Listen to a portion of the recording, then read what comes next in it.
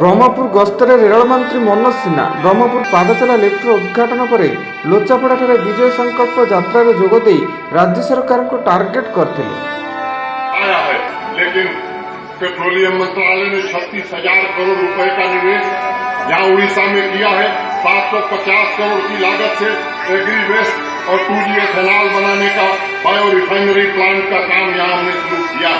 केंद्र सरकार को योजना को ओडिशा सरकार व्यय कर विफल एवं 140 कोटी टंका खर्च में बराद होता जगन्नाथपुर ठारू रत्नपुर पर्यंत बाईपास रोड निर्माण में बाधक साधी राज्य सरकार एवं केंद्र में बीजेपी सरकार विभिन्न योजना को राज्य सरकार निर्देश नामकरण कर लोक भुआ बुलाऊँ बोली उपस्थित सभार उद्बोधन देते।